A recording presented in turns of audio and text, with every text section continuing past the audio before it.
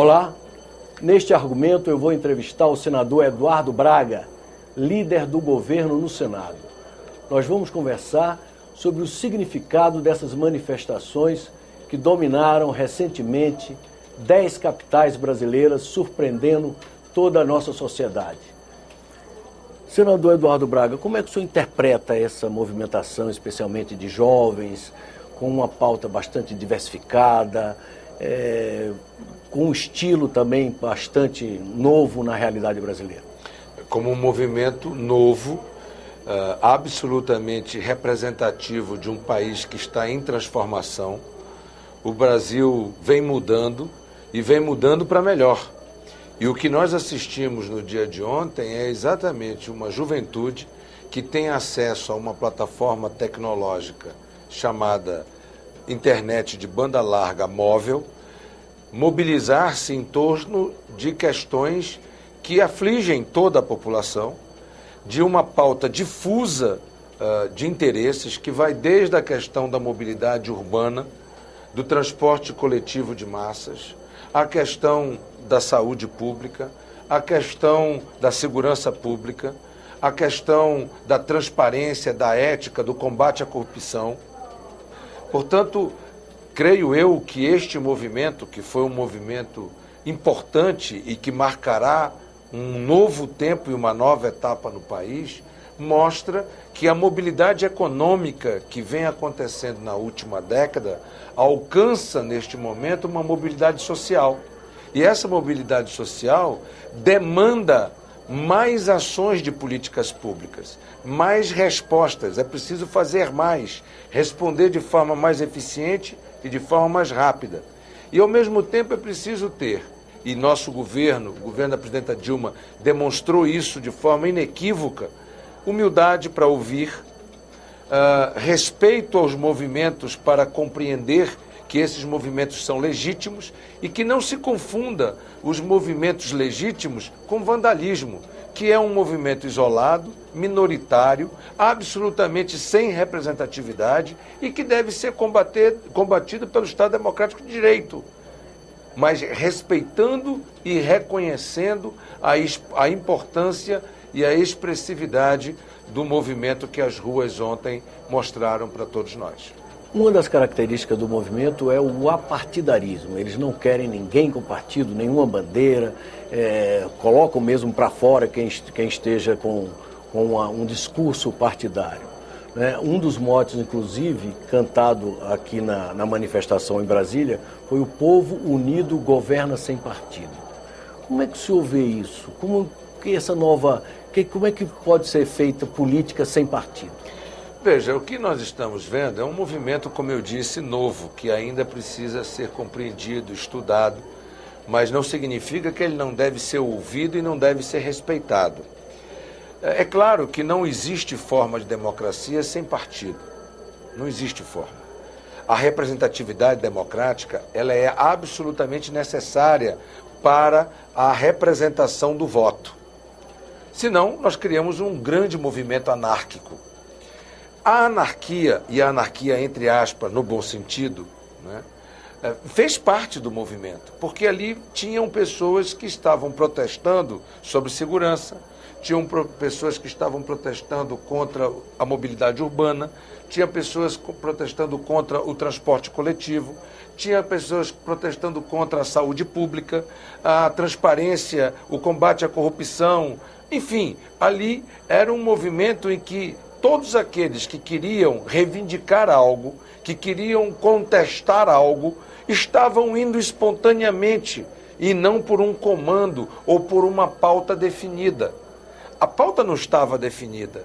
A pauta era: queremos mais. A pauta não é: eu sou contra isso. Não, eu não sou contra. O que eu quero é que o transporte público seja decente. Eu quero pagar por um transporte que seja correto, que me dê dignidade, que me dê oportunidade de ter acesso ao trabalho, ao lazer, ao entretenimento, à família e que me possibilite ter a cidadania por inteiro. Portanto, eu creio que essas manifestações elas precisam ser compreendidas, estudadas, precisam ser ouvidas, precisam ser decodificadas por todo o processo dos canais democráticos que o Brasil tem. E que o Brasil tem demonstrado que é um país com uma democracia com fundamentos muito claros. Ou seja, a nossa democracia não caiu do céu. O nosso povo lutou por ela, né? E a nossa geração, que hoje está no poder, que está nas representatividades, seja na Câmara, seja na Assembleia, seja na Câmara dos Deputados, seja no Senado, muitos de nós também participaram desse movimento, dos movimentos estudantis, protestos. Nossa presidenta foi presa, torturada, e todos sabemos disso. Portanto, nós temos uma obrigação histórica de respeitar esses movimentos. Agora, é preciso compreender que este movimento também é fruto de uma nova geração de jovens que tem uma outra cabeça, que tem outras demandas e que tem, portanto, um patamar diferente do nosso. Nós discutíamos por liberdades individuais e coletivas. Eles não discutem mais isso. As liberdades estão postas e garantidas pelo Estado Democrático de Direito. Nós discutíamos por políticas sociais. Ora, políticas sociais nós temos. Nós estamos discutindo agora como melhorar, como avançar, como fazer mais e melhor para uma população que demanda novas plataformas dos governos municipal, estadual e federal. E, por fim, para completar esse raciocínio, veja, transporte urbano é responsabilidade de quem? Alguém haverá de dizer, dos prefeitos. Ok, ele é o responsável pela gestão, pela fiscalização, pela regulamentação, mas todos somos corresponsáveis. Porque o Estado também tem sua parcela no metrô, no VLT, sim, nos trens, nas políticas intermunicipais, o governo federal, nas políticas interestaduais. Perfeito. Portanto, todos nós temos uma cota nessa relação.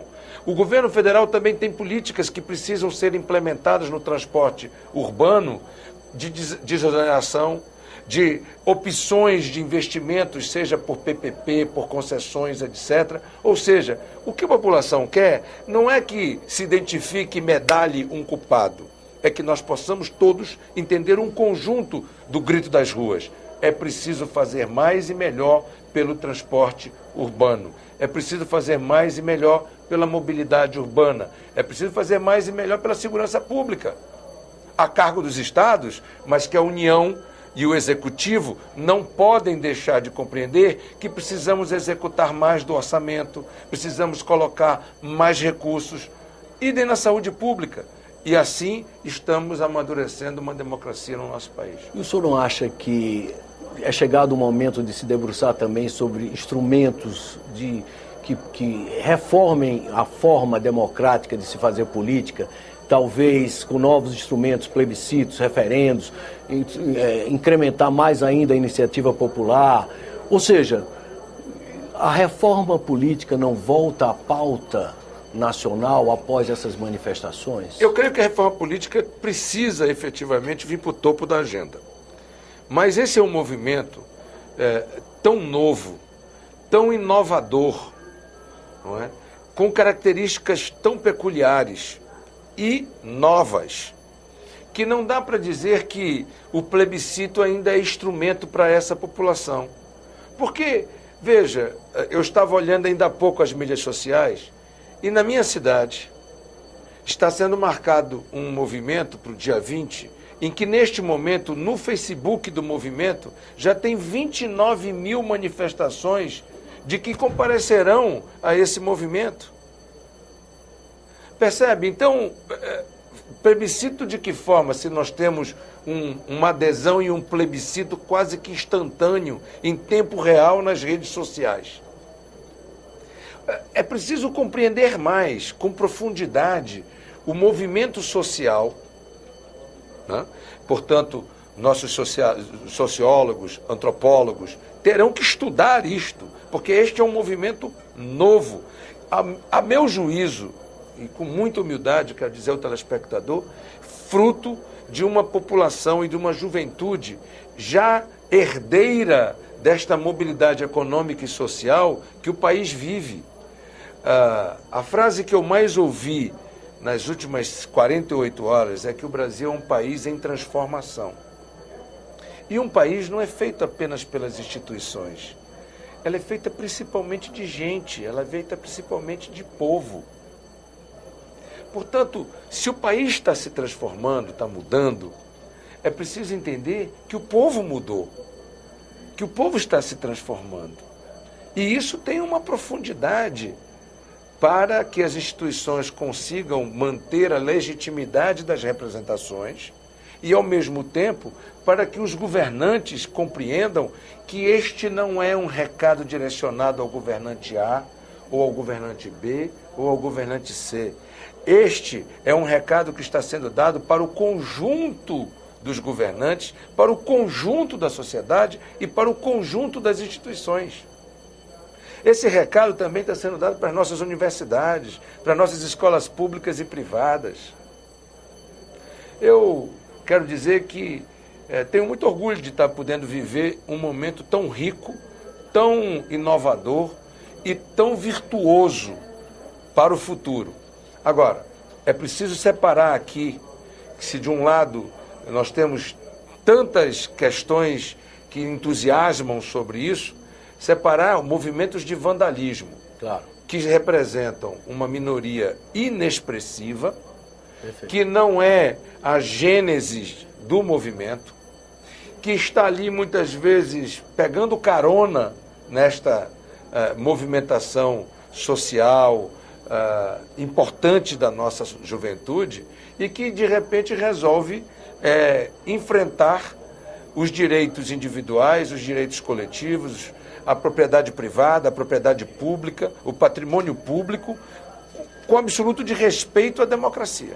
A esses, o nosso repúdio, e os instrumentos da democracia farão fazer com que os direitos da cidadania sejam preservados. Agora, isto não ilide, não diminui a importância de uma maioria esmagadora que veio às ruas de forma pacífica para dar um recado de que algo precisa mudar, algo precisa avançar. É preciso fazer mais, responder mais rápido e compreender que a nossa população tem demandas mais específicas a partir de agora. Muito obrigado pela entrevista. Eu que agradeço. Vocês acabam de assistir uma entrevista com o senador Eduardo Braga, líder do governo no Senado Federal. Nós conversamos sobre o significado das manifestações que dominaram grande parte das cidades brasileiras. Aqueles que quiserem encaminhar sugestões, comentários ou críticas, podem fazê-lo ligando no Alô Senado no número 0800 61 2211 ou através do nosso portal na internet no endereço www.senado.leg.br/TV. Até um próximo argumento aqui na TV Senado.